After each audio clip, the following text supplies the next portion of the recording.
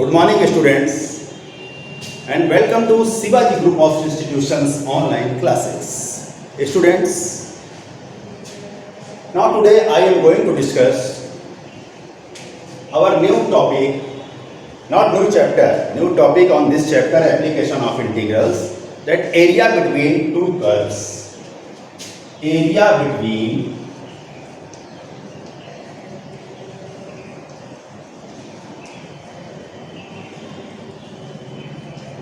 two curves.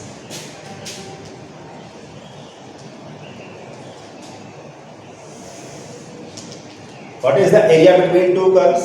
So let students, this is curve y equal to f1x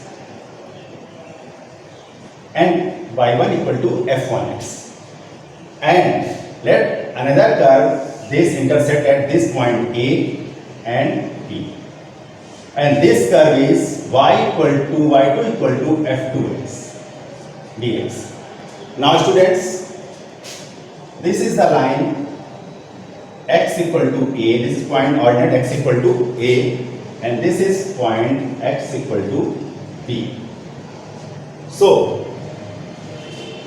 area between two curves, first curve is y equal to f1x, this is the first curve, and y equal to f2x, this is the second curve, and ordinate x equal to, where these two curves intersect, this point capital A and capital B. So draw the perpendicular from x to the x-axis, then this point will be x equal to A and this point is x equal to B. Now we have to find this area. Area between two curves, bounded area between two curves is this area. The required area is this area, students. So let y1 equal to f1x, y1 equal to f1x and y2 equal to f2x are two curves.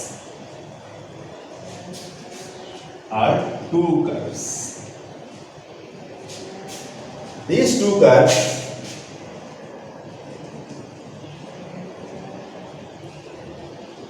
intersect each other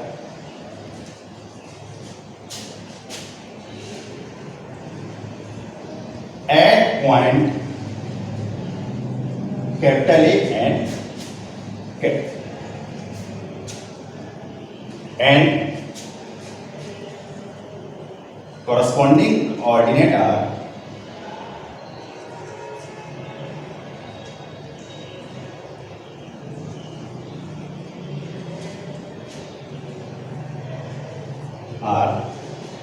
x equal to A and x equal to B. So students, area, now let this is M, this is point is N, and this is curve AQB, and this is curve APB. This is curve APB. y1 equal to f1x is curve APB, and y2 equal to curve AQB. So the required area between two curves is equal to area APBNM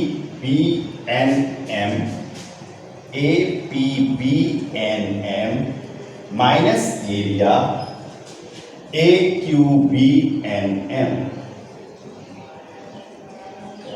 So y1 equal to f1x students covers more area, greater area, and y2f covered the from x equal to b and with x-axis less area compared to y1. So this is smaller area and this total is greater area. So when we subtract smaller area from greater area, then we get the required area. Now area, what is the formula of area? Y dx. Any curve, अगर ये किस curve का हम लोग area निकाले x axis और ordinate x equal to b से students, तो I already told you when limits are given a to b, limits हमारे पास ए से बी है, ये पॉइंट ए, ये पॉइंट ए से बी में लिमिट हो गई। एक्स की लिमिट बच्चों हमको देखनी है, तो x equal to a to b y1 dx minus a to b y2 dx।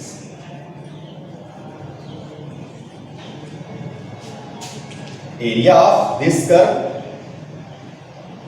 Is y1 dx, ये पूरा एरिया जो निकलेगा वो y1 ज्यादा एरिया कवर कर रहा है, तो y1 dx a to b and minus y2 area x axis और x इक्वल टू के लिए ये एरिया कवर करेगा। जब दोनों को माइनस करेंगे students, we will subtract both areas, then we find the area between two curves. So limit is same, then y1 minus y2 dx. So required area, what is the area? So area between two curves A, P, B, Q, A. This is the formula of area between two curves. So what are the steps? So students, look at the steps.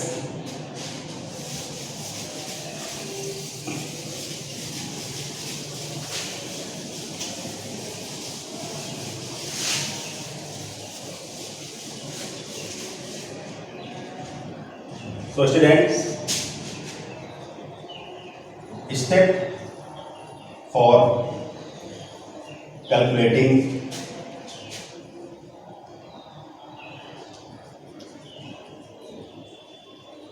area between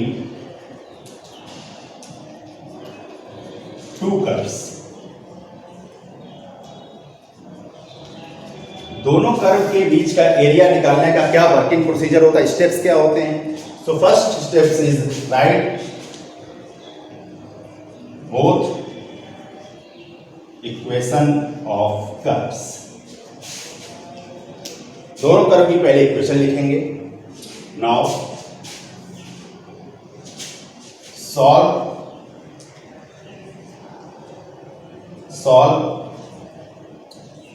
these equation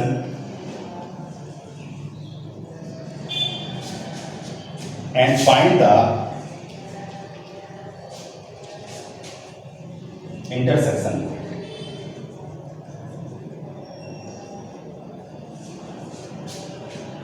These points are the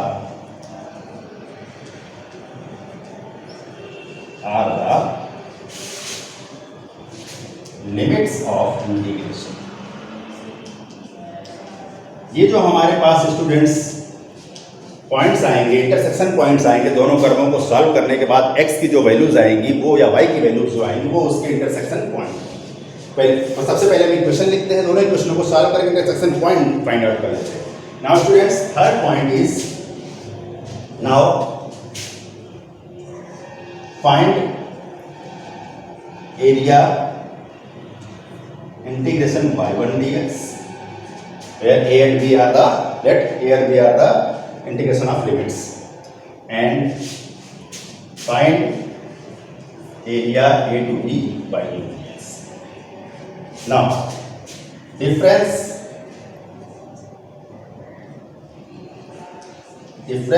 of these two area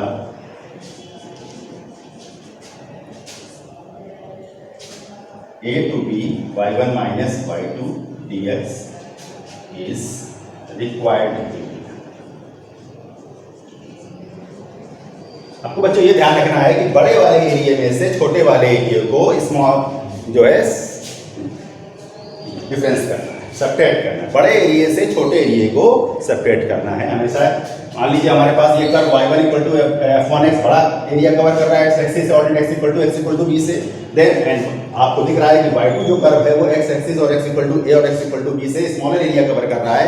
then you have to subtract the area y1 dx minus area of y2 curve. So you find the required area between two curves। So this is the formula of area between two curves।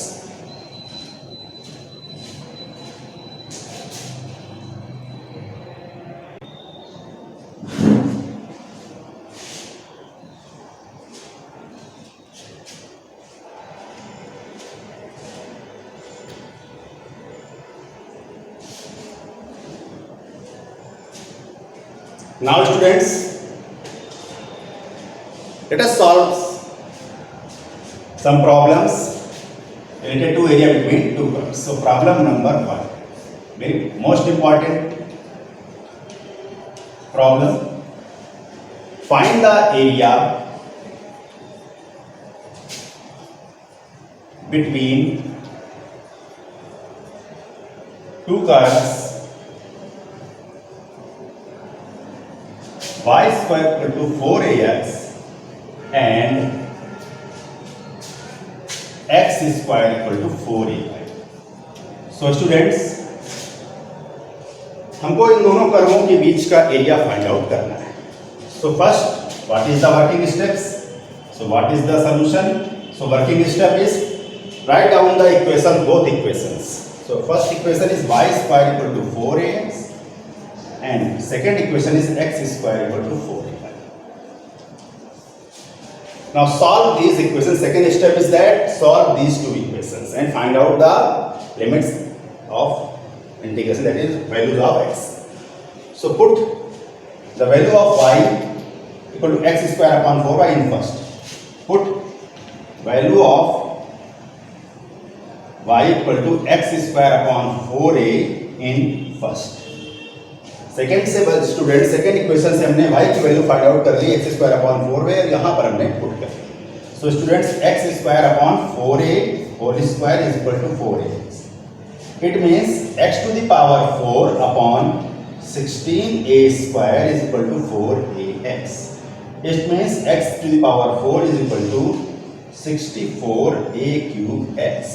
Now subtract दिया है 64a cube x is equal to 0. Now students, here common is x common, then this is x cube minus 64a cube is equal to 0. So students, from here one factor is that x equal to 0, and from when x cube minus 64a cube equal to 0, then this gives x equal to 4a, because x cube equal to 4a का whole cube, x cube equal to 4a whole cube, this gives x equal to 4a. Now this is the two values. So when x equal to 0, here put student x equal to 0.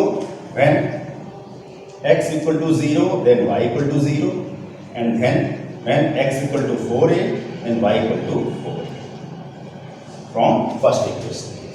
So students, the points of intersection are points of intersection. Points of intersection जो हमारे पास दोनों को cut कर रहे हैं, जहां पर वो इंटरसेक्शन पॉइंट होंगे are 0,0 and 4a,4.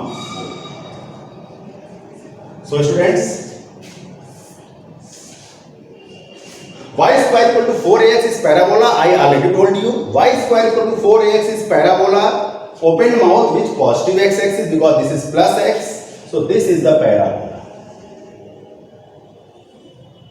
And vertex is 0,0. And so here students, the intersection point is also 0,0. So students, x square equal to 4ay, this is positive y, and then this parabola is also a parabola, and this parabola is opened mouth with positive y axis, and intersection point is 0,0. So vertex is also 0, so it means this is 0,0. This is the one intersection point. So this parabola is like this. And one intersection point of both the curve से 4a, 4a. तो बच्चों ये दोनों curve, ये curve और ये curve, students दोनों curve जो है ये यहाँ पर कट कर रहे हैं और एक यहाँ पर कट कर रहे हैं.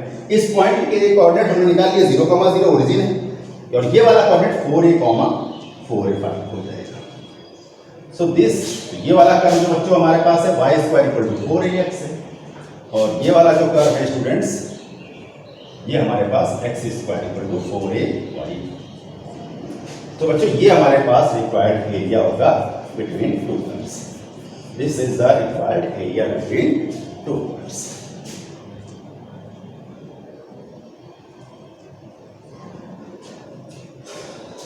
So now students,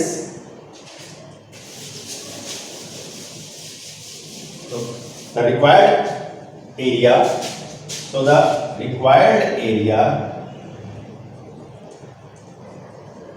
between two curves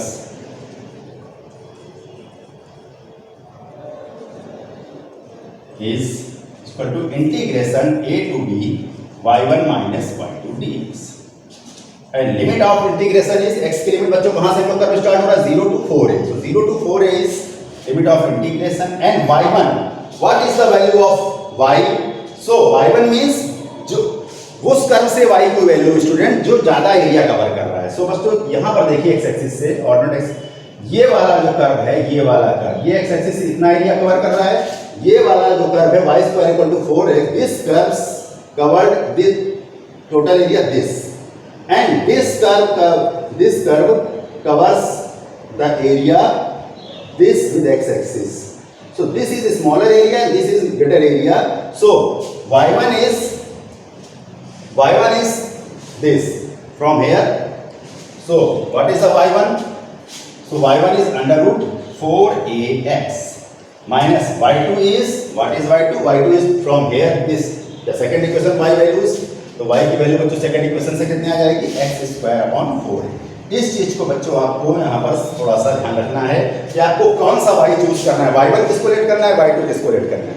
so students जो ज्यादा एरिया कवर करेगा आपको वो वाले कर्व का जो y होगा वो y1 लेना है और जो कम एरिया कवर करेगा x एक्सिस और दोनों ऑर्डिनेट्स के बीच में वो हमको y2 लेना है. So this is the required area. अब बच्चों इसको हम यहाँ से इंटीग्रेट करके और चालू कर लेंगे तो हमारे पास एरिया इसका फाइंड आउट हो जाएगा. नाउ स्टूडेंट्स अलग अलग कर लें. So 0 to 4a this is 2 root a is outside the integration sign and root x dx minus 1 upon 4a और integration 0 to 4a and x square dx.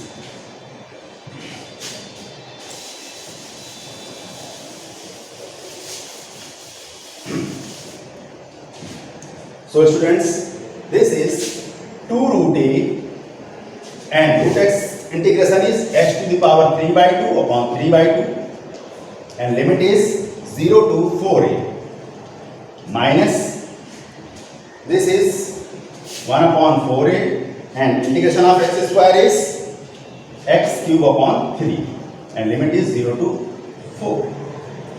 So apply students limits 2 to the 4 root a. This is 4 root a upon 3 and this is 4a to the power 3 by 2 minus 0. Similarly here students minus 1 upon 12a 3 outside the then x cube integration 4a to the whole cube. Apply upper limit students 4a whole cube minus 0. Now students this is 4 root a upon 3 and here this is 4 cube is 64 and 64 square root is 8 a root a minus here 1 upon 12a and this is 64 a.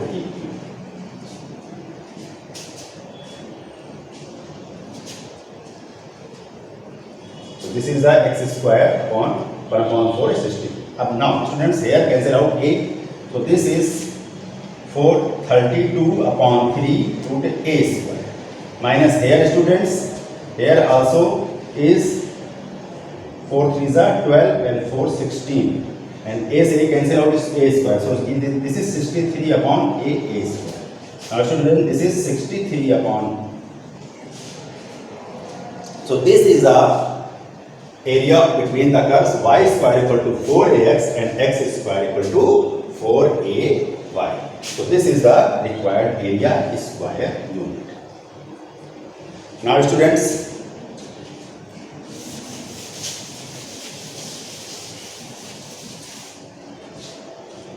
find the area between next problem find the area between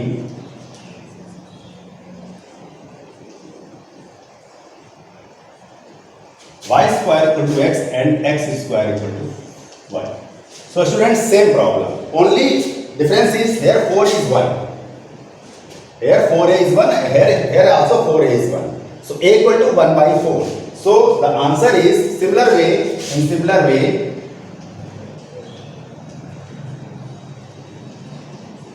here compare करेंगे students तो 4 equal to 1 so a equal to 1 by 4 हो जाएगा in both equations.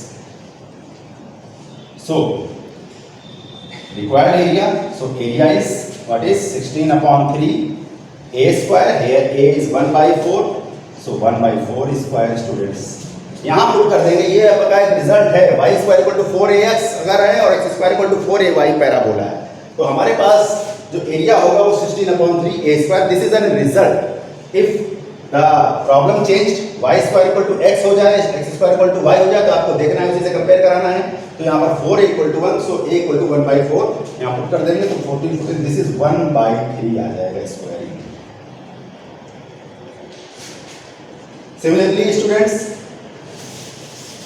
Problem number 3, if the problem says find the area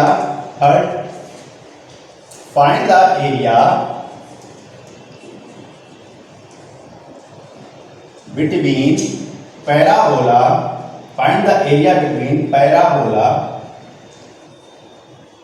y square equal to 4ax and x square equal to 4by. So student, in similar way, first write the equations and then solve, find the intersection point, that is limit of x, when and find the required area, that is integration a to b y1 minus y2 dx. Now students, so area is, so required area is, this is when y square equal to 4ax and x square equal to 4ay, then 16 upon 3a square students. Y square equal to 4a there and here is b, so answer is 16 upon 3ab. So these are some problems, similar problems students.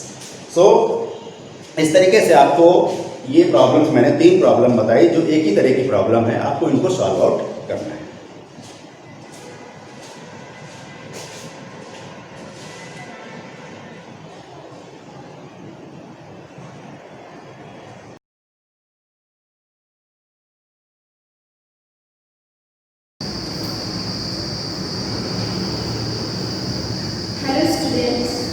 Good morning. कक्षा 12 सामान्य हिंदी के अंतर्गत बच्चों, आज मैं गद्यखंड से भाषा और आधुनिकता नामक निबंध आपको पढ़ाने जा रही हूँ, जिसके लेखक प्रोफेसर जी सुंदर रेड्डी। तो आप सभी बच्चे अपनी सामान्य हिंदी की पुस्तक में संकलित गद्यखंड के अंतर्गत भाषा और आधुनिकता नामक पाठ निकालकर उसकी व्याख्या को मेरे साथ पढ़ेंगे। तो सबसे पहले बच्चों, मैं पाठ के विषय में बताना चाहूँगी कि भाषा और आधुनिकता प्रोफेसर जी सुंदर रेड्डी द्वारा लिखा गया है। यह एक निबंध विधा में लिखा गया है। तो भाषा और आधुनिकता किस विधा में लिखा गया है बच्चों? निबंध विधा में लिखा गया है। प्रस्तुत निबंध में लेखक ने भाषा और आधुनिकता पर विशेष रूप से क्या दिया है? बल दिया है। उनका मानना है कि भाषा क्या है? परिवर्तनशील होती है। उसमें नए भाव, नए मुहावरे, नई परंपराएं, नई शब्दावली, सहजता आती रहती है। भाषा में इन सबके प्रयोग से ही क्या आती है? व्यावहारिकता आती है, जो अंततः भाषा को आधुनिकता प्रदान करती है। तो बच्चों पढ़ते हैं, किसी भी क्षेत्र में रमणीयता लाने के लिए नित्य नूतनता की आवश्यकता होती है। इसी को दृष्टि में रखकर मांग में कहा होगा।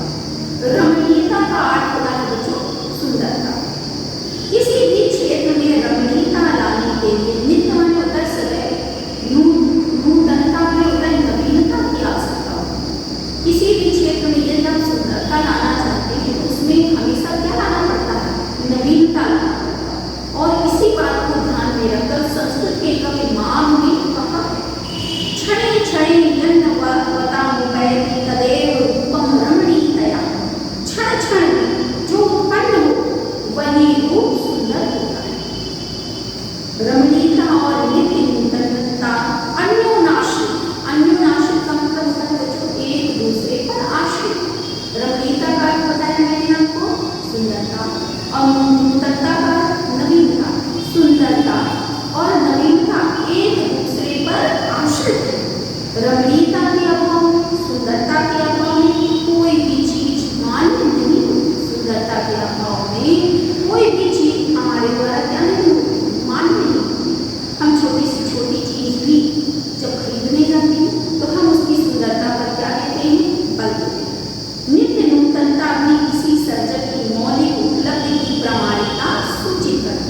सर्जक माने होता है सृजन करने वाला।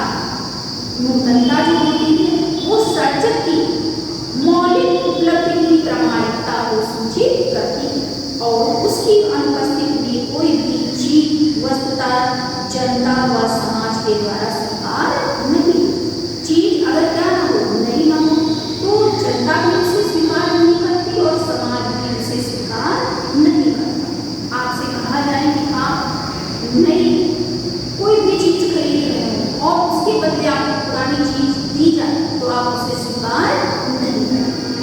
सड़ी गली मान्यताओं से जकड़ा हुआ समाज। ये सड़ी गली मान्यताएं क्या होती हैं?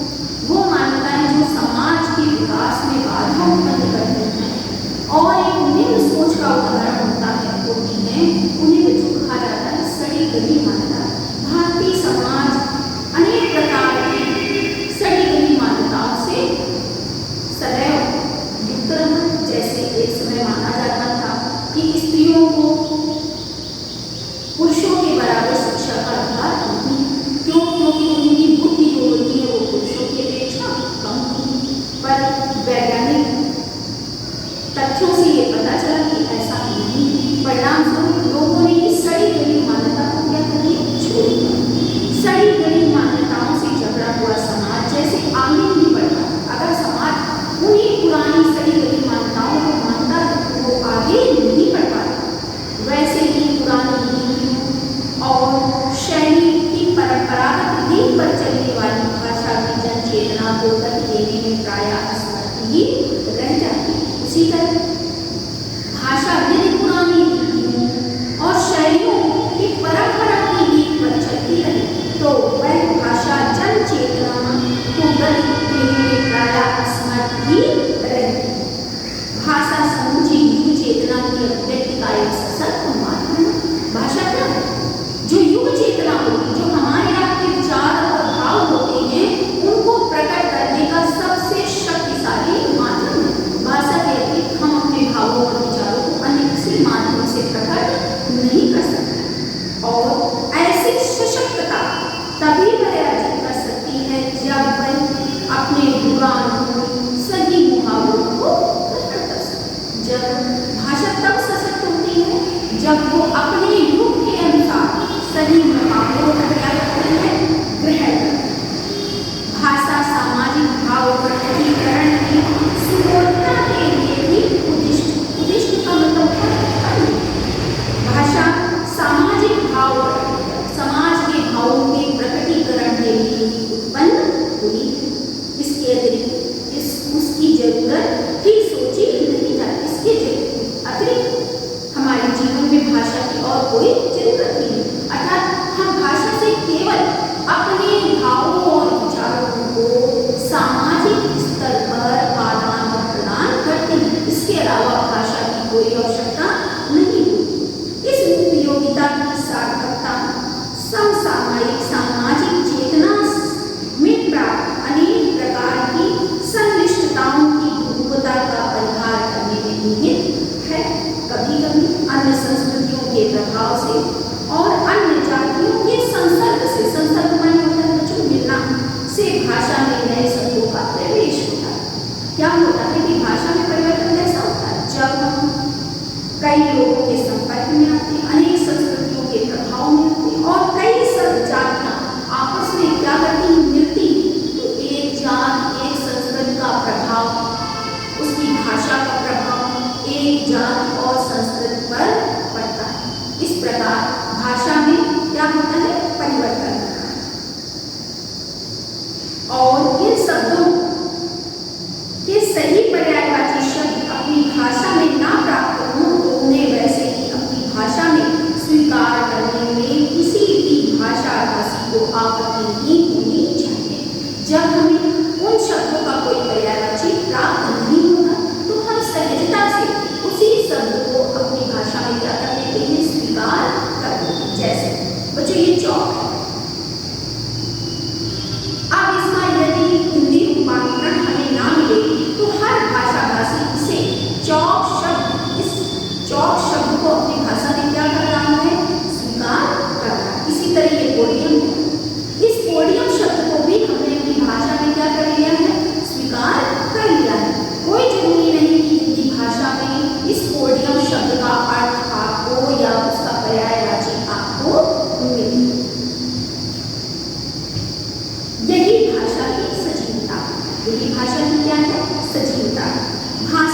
सजीवता, इस नवीनता को पूर्णता आत्मसात करने पर ही निर्भर करती। भाषा म्यूजियम की वस्तु नहीं। भाषा म्यूजियम का मतलब होता है बच्चों संग्रहालय। भाषा संग्रहालय की वस्तु नहीं। क्यों? क्योंकि संग्रहालय में मृत चीजें रखी जाती हैं, जबकि भाषा तो सजैव क्या बनी रहती है? सजीव बनी रहती है। उसकी स्वतः सिद्ध एक सहज गति, उसकी एक अपनी क्या होती है? गति होती है। उस गति के अनुसार भाषा सदैव परिवर्तन करती रहती है, जो सदैव नित्य नूतनता को ग्रहण करके चलने वाली। बच्चों, अब हम आते हैं तृतीय पैराग्राफ।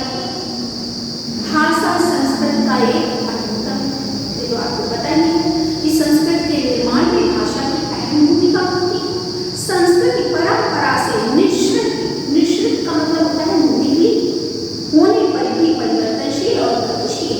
यद्यपि भाषा संस्कृत से निकली है, संस्कृति से निकली, परंतु वो कैसी है? परिवर्तनशील है और गतिशील है। उसकी गति विज्ञान की प्रगति के साथ जोड़ी जाती है।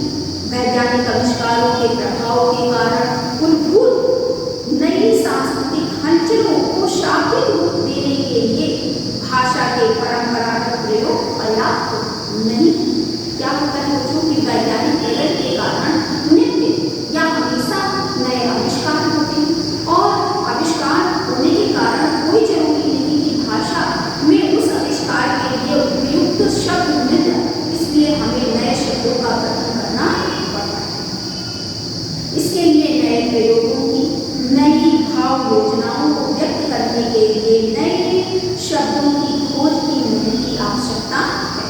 ये बात मैंने आपको समझाई। अब देखिए, अब प्रश्न यह है कि भाषा में यह परिवर्तन कैसे संभव है? यत्नसात अथवा सहज से। बच्चों, भाषा में परिवर्तन दो तरीके से होता है। एक यत्नसात का मतलब होता है कोशिश करके, और दूसरा होता है सहज सिद्ध। सहज सिद्ध का मतलब होता है अपने आप। यत्नसात से हमारा तात्पर्य यह है कि भाषा को युगानुकूल बनाने के पीछे किसी व्यक्ति विशेष अथवा व्यक्ति समूह का प्रयत्न होना चाहिए। सहज सिद्धि से आशय इतना ही है कि भाषा की यह गति स्वाभाविक होने के कारण यह किसी प्रयत्न विशेष की अपेक्षा नहीं रखती। दोनों में अंतर स्पष्ट आया समझ में? यत्न सिद्धि का मतलब होता है कि प्रयास करके भाषा में परिवर्तन किया जाता है, और सहज सिद्धि का मतलब होता है कि भाषा में अपने आप परिवर्तन हो जाता है। यदि उपलब्ध भाषा वैज्ञानिक आधारों का पर्याप्त अनुशीलन करें तो पहली बात ही सत्य सिद्ध होती है कि भाषा में जो परिवर्तन होता है वो यत्न सिद्ध होता है। 18वीं शताब्दी में अंग्रेजी भाषा ने और 20वीं शताब्दी में जापानी भाषा ने इसमें विलीनीकरण की पद्धति को अपनी कोशिशों से संपन्न बनाया। हर भाषा की अपनी एक खास प्रवृत्ति होती है। शब्द निर्माण तथा अर्थ ग्रहण की दिशा में उसका अपना अलग रुख होता है।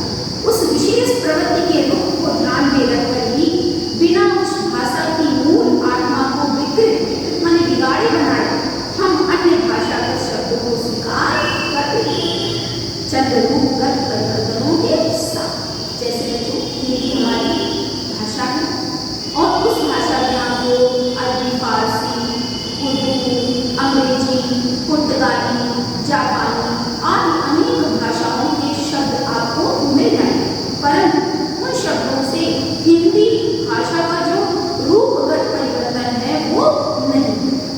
यह काम एशिया और अफ्रीका जैसे वैज्ञानिक एवं साहित्यिक सृजन की दिशा में पिछड़े हुए देशों में और भी सत्वर होना चाहिए। सत्वर का मतलब होता है बच्चों शीघ्र होना चाहिए, और इसकी अत्यंत आवश्यकता। इसकी अत्यंत क्या है? आवश्यकता है कि हम भाषा को समय के अनुसार क्या कर रहे हैं, उसको गति देते रहे, उसके स्वरूप का परिवर्तन करते रहे। भाषा की साधारण इकाई शब्द। अब बच्चों इस चीज को समझ लीजिए कि भाषा की साधारण इकाई क्या होती है। आपने बचपन में पढ़ा होगा कि वर्ण का मतलब होता है ध्वनि, जैसे का, आ, ये कहलाती है ध्वनियां। वर्ण ये क्या कहलाते हैं? वर्ण। वर्ण को बच्चों ध्वनि भी बोलते हैं। ठीक, अब इसके बाद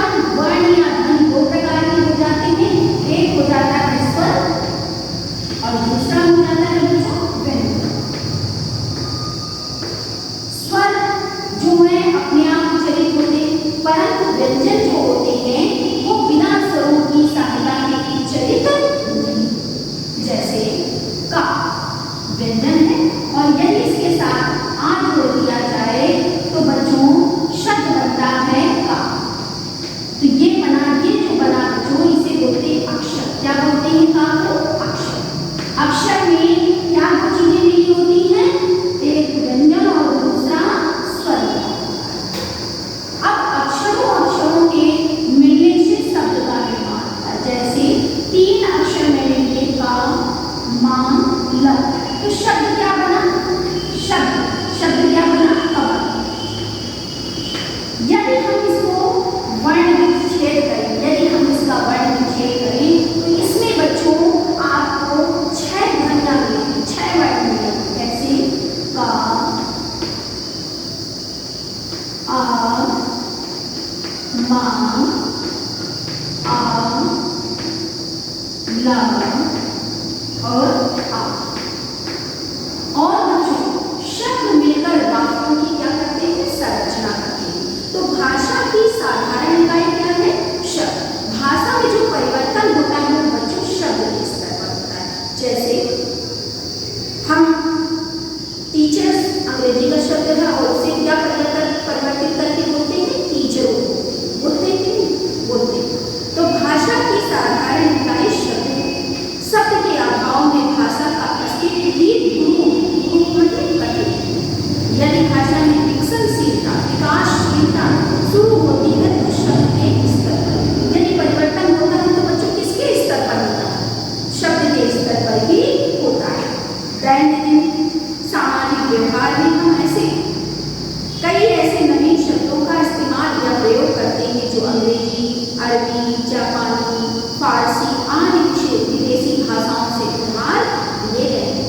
वैसे ही नए शब्दों का गठन भी अनजाने में अनायास बिना प्रयास के ही हो जाता है। ये शब्द अर्थात उन विदेशी भाषाओं से सीखे अविकृत ढंग से उधार लिए गए शब्द भले ही काम चलाओ माध्यम में प्रयुक्त हो, साहित्यिक दायरे में कदाप ग्रहणीय नहीं।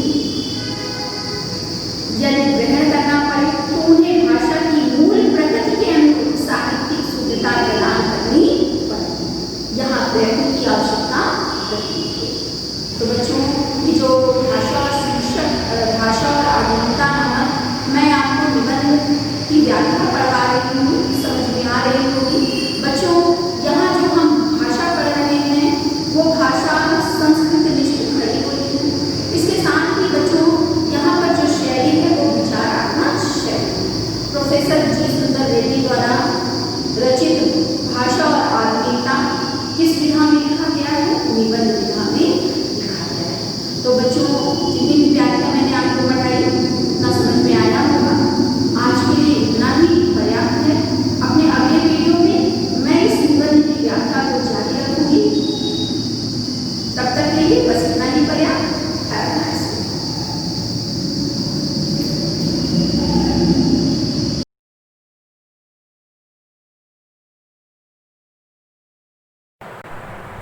Welcome student, welcome to another video tutorial from Sevaji Group of Institution, class 12, and we are now on the chapter origin of life. After the chapter origin of life and the chapter is organic evolution. मैंने वहाँ पर आपको बताया था इससे पहले वाले lecture में एविडेंसेस के बारे में कि क्या क्या एविडेंसेस थे जो ये प्रूफ करते थे कि एवोल्यूशन हुआ है। तो इससे पहले वाले टॉपिक में मैंने आपको होमोलॉजी और एनालॉजी के बारे में बताया था। आज बात करेंगे हम एविडेंसेस फ्रॉम वेस्टिजियल ऑर्गन की। ठीक है, ये भी बहुत इंपॉर्टेंट टॉपिक है और इसमें से 1 या 2 नंबर का 3 नंबर का मैक्सिमम बोर्ड एग्जामिनेशन में पूछ लिया जाता है, इसलिए ध्यान रखेंगे सारी चीज़ें। एविडेंसेस फ्रॉम वेस्टिजियल ऑर्गन, इसका हिंदी में अर्थ हुआ कि जो अवशेषी अंग होते हैं उससे हमें कैसे प्रमाण मिलता है कि इवोल्यूशन हुआ है। वेस्टिजियल ऑर्गन को हम अवशेषी अंग कहते हैं। क्या होते हैं ये वेस्टिजियल ऑर्गन? तो इंग्लिश में इसको पहले बताऊंगा। वेस्टिजियल ऑर्गन क्या होते हैं? Vestigial organs is a type of organs which are found in our ancestors, जो हमारे एंसेस्टर्स में पाए जाते थे, हमारे पूर्वजों में पाए जाते थे, और ये अंग उन पूर्वजों में विकसित थे। कैसे थे? वहाँ पर ये विकसित थे, परंतु धीरे धीरे जब ऐसे अंगों का उपयोग कम हुआ, किसी कारणवश जब ऐसे अंगों का उपयोग कम हुआ तो ये धीरे धीरे क्या हुए, ये अंग हमारे शरीर से धीरे धीरे विलुप्त होने लगे। धीरे धीरे क्या होने लगे? ये विलुप्त होने लगे। और विलुप्त होते होते, क्योंकि इनका कोई काम नहीं था, इसलिए ये क्या होने लगे, ये विलुप्त होने लगे और विलुप्त होने की कगार पर आ गए। और आज क्या होता है कि आज उनके रिमिनेंट्स पाए जाते हैं, उनके अवशेष हमारी बॉडी में पाए जाते हैं। ऐसे ऑर्गन्स को हम वेस्टिजियल ऑर्गन कहते हैं। तो ध्यान रखिएगा, वेस्टिजियल ऑर्गन्स क्या होते हैं। देखिए, वेस्टिजियल ऑर्गन वेस्ट से वेस्टिजियल बना हुआ है। किससे बना? वेस्ट से।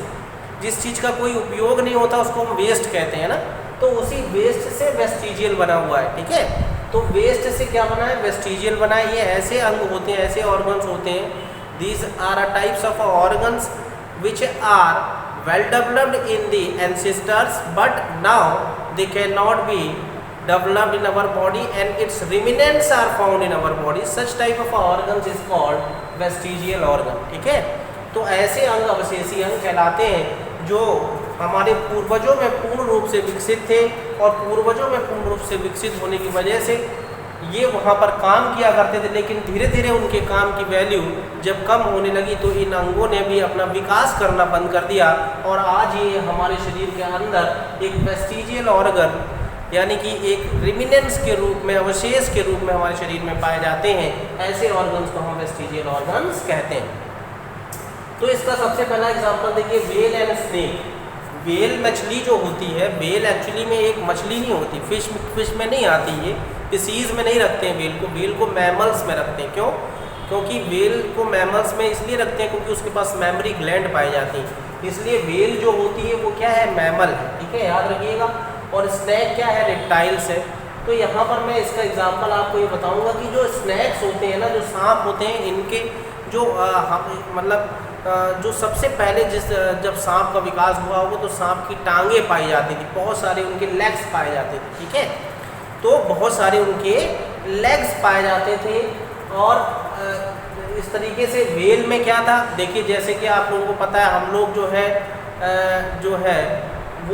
हम लोग मतलब टेट्राडेक्टाइल में आते हैं। हम लोगों के 4 पैर पाए जाते हैं। 4 पैर का मतलब ये होता है, ये हमारे 4 लिम्ब होते हैं, और नीचे वाले जो पैर हैं उनको हम हाइंड लिम्ब कहते हैं। 4 लिम्ब किस बोन से जुड़े होते हैं? पेक्टोरल गर्डिल से जुड़े होते हैं, और जो हिंड लिम्ब होते हैं वो हमारे पेल्विक गर्डिल से जुड़े होते हैं।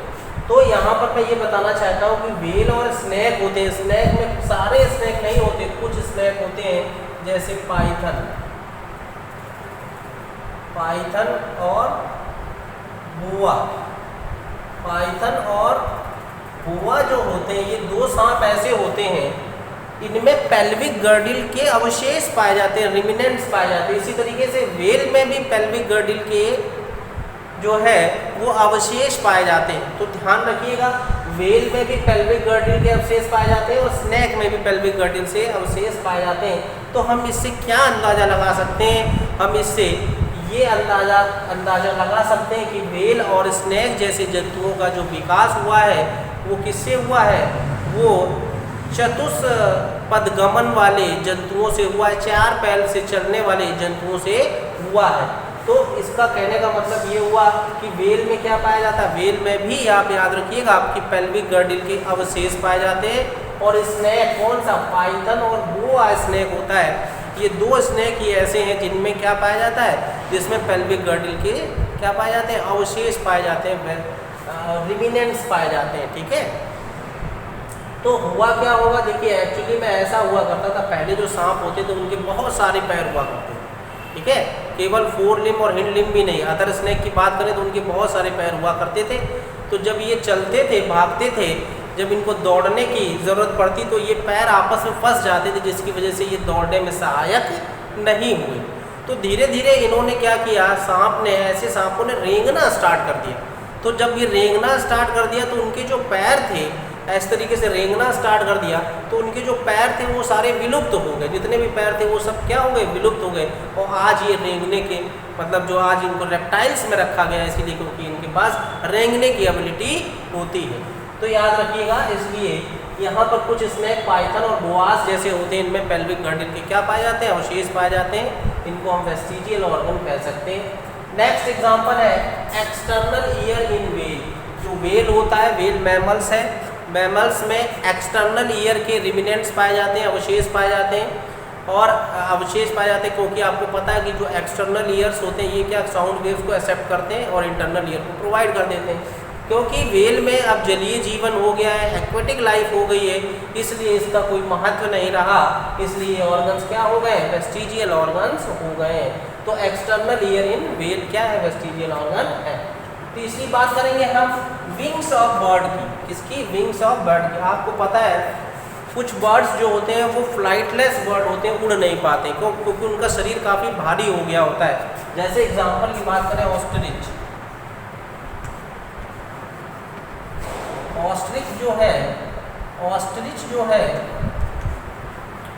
जिसे हम हिंदी में शुतुरमुर्ग कहते हैं, और आपको पता है कि इसका जो एग होता है वो लार्जेस्ट सेल के फॉर्म में होता है। लार्जेस्ट सेल ऑस्ट्रिच होती है, ऑस्ट्रिच एग को लार्जेस्ट सेल कहते हैं।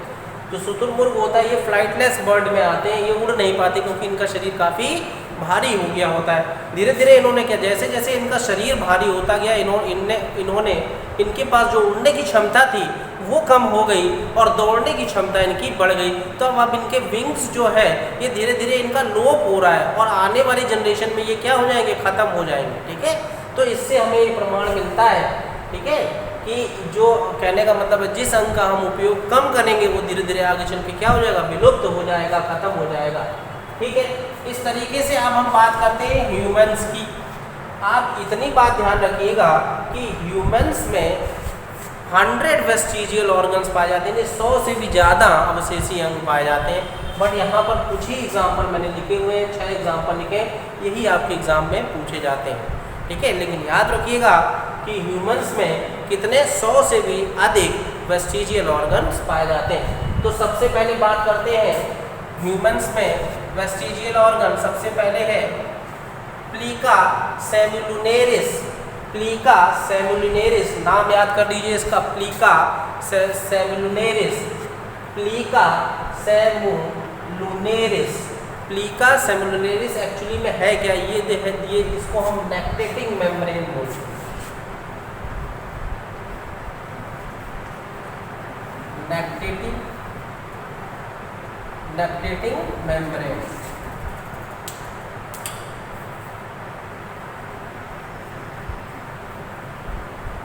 नेक्टेटिंग मेम्ब्रेन, ठीक है।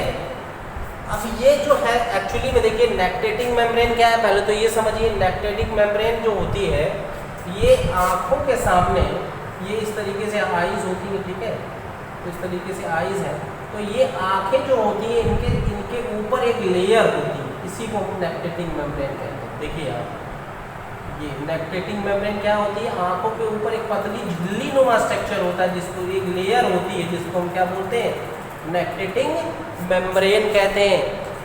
और ये नेक्टेटिंग मेम्ब्रेन जो है, ये जो है रेप्टाइल्स में पाई जाती है, क्योंकि रेप्टाइल्स में जैसे फ्रॉग में पाई जाती है, फ्रॉग में ये नेक्टेटिंग मेम्ब्रेन एक्चुअली में टोटली ट्रांसपेरेंट होती है। ये कैसी होती है, टोटली ट्रांसपेरेंट होती है। और जैसे ये मेढक को कीचड़ में चलने, जब वो चलता है तो उसमें सहायता करती है, कहने का मतलब चलने में सहायता नहीं, मतलब चलते समय उसको देखने में सहायता करती है। उसके आगे जो कीचड़ होता है वो डायरेक्ट उसकी आई से टच नहीं हो पाता है, क्योंकि आगे नेक्टेटिंग मेम्ब्रेन पाई जाती है। ठीक है, याद रखिएगा। जितने भी ह्यूमंस को छोड़कर जितने भी वर्टिब्रेट हैं, मोस्टली सारे वर्टिब्रेट में नेक्टेटिंग मेम्ब्रेन पाई जाती है। ह्यूमंस में उसके रिमिनेंट्स पाए जाते हैं, ठीक है, अवशेष पाए जाते हैं, क्योंकि उसका उपयोग हो गया है, ख़त्म। यहाँ पर देखिए, याद रखिएगा। अब जैसे अगर डॉग की बात करें तो डॉग में भी नेक्टेटिंग मेम्ब्रेन पाई जाती है। और याद रखिएगा, डॉग की जो नेक्टेटिंग मेम्ब्रेन है वो रात में जो है वो चमकती है, आप उसको टॉर्च दिखाओगे तो वापस रोशनी फेंकेगी, वापस आपको दिखाई पड़ेगी। किस वजह से, नेक्टेटिंग मेम्ब्रेन की वजह से। तो ये नेक्टेटिंग मेम्ब्रेन का कार्य क्या था, नेक्टेटिंग मेम्ब्रेन का फंक्शन ये था कि ये जो है आँखों को कीचड़ से बचाने का काम करती थी, क्योंकि आपको पता है फ्रॉग जो है कीचड़ में रहता है और तालाब में गंदे पानी में तैरता है, तो कहने का मतलब है कि गंदगी उसके डायरेक्ट आँख के कांटेक्ट में ना आ जाए, इसलिए वहाँ पर नेक्टेटिंग मेम्ब्रेन का निर्माण हुआ। बट ह्यूमंस में क्या हुआ, ह्यूमंस में क्योंकि उनकी लाइफ तो एक्वेटिक लाइफ रही नहीं, ठीक है, और एक्वेटिक लाइफ नहीं रहने से ही यही नेक्टेटिंग मेम्ब्रेन सिमट करके यहाँ पर एक सफ़ेद सा स्ट्रक्चर बनाती है। यहाँ पर देखिएगा, अपनी आंखों के किनारे आपको दिखाई पड़ेगा, एक सफ़ेद सा स्ट्रक्चर बनाती है। इसी सफ़ेद स्ट्रक्चर को हम फ्लाइका सेमिलुनेरिस कहते हैं। इसी सफ़ेद स्ट्रक्चर को हम क्या बोलते हैं? फ्लाइका सेमिलुनेरिस कहते हैं। ये यहाँ से स्टार्ट होती है और पूरी आँख को कवर करती है। तो अब तो फंक्शन रहा नहीं, तो ख़त्म होकर यहाँ सिमट करके आ गई है, इसीलिए हम इसको क्या बोलेंगे? फ्लाइका सेमिलुनेरिस जो है ये नेक्टेटिंग मेम्ब्रेन है, जो कि ह्यूमंस में रिमिनेंट्स हो गई है, अवशेषी अंग के रूप में अब ये पाई जाती है। तो ध्यान रखिएगा। नेक्स्ट एग्जांपल है muscles of ear pinna. Muscles of ear pinna अर्थात कर्ण पल्लव की पेशियाँ। याद रखिएगा, पहला पॉइंट बहुत ज़्यादा इंपॉर्टेंट है। कर्ण पल्लव जो होते हैं, यानी कि ईयर पिन्ना जो है ये वेस्टिजियल ऑर्गन नहीं है। ये जो ईयर पिन्ना क्या होते हैं? जो कान के बाहर निकला हुआ पार्ट होता है, that is called ear pinna, ठीक है। और ईयर पिन्ना वेस्टिजियल नहीं होते, लेकिन इनकी जो मसल्स होती हैं वो वेस्टिजियल होती हैं। वो क्या होती हैं? वेस्टिजियल होती है। तो ह्यूमंस में ईयर पिन्ना वेस्टिजियल नहीं होता, muscles of ear pinna vestigial होती हैं।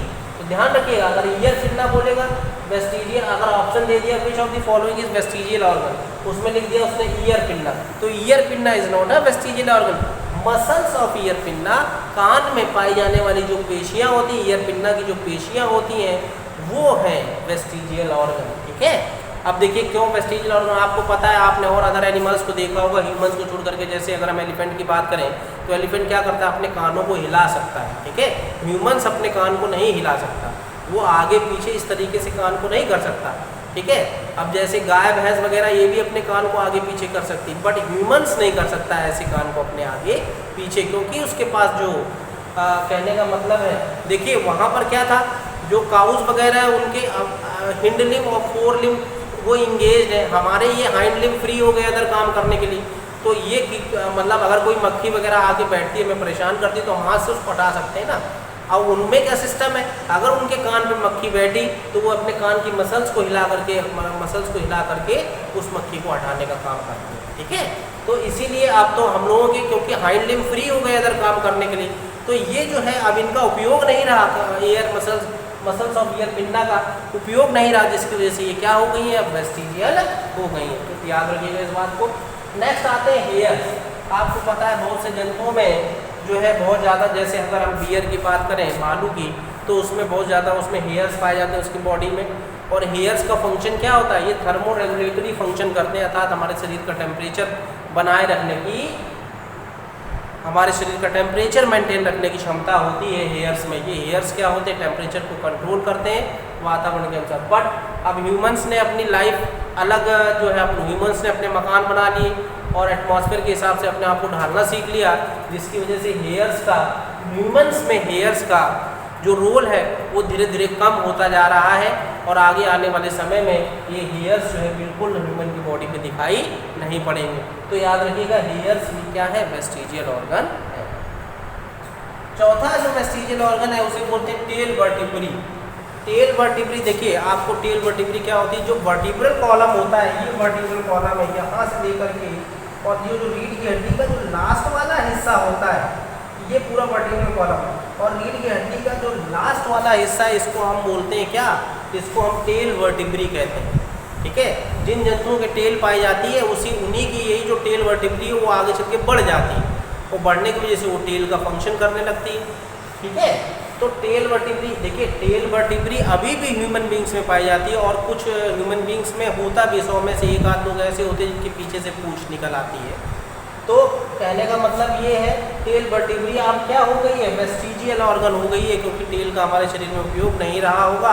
और हमें इससे ये प्रमाण मिलता है कि हमारा जो विकास है वो पूंछ युक्त जैसे जंतुओं से हुआ है, ये एविडेंस शो कर रहा है, ठीक है। तो टेल वर्टिब्री जिसे हम कॉक्सी कहते हैं, याद रखिएगा। लास्ट पार्ट जो होता है ना वर्टिब्रल कॉलम का, जो लास्ट वाला पार्ट होता है ना, उसको कॉक्सी कहते हैं।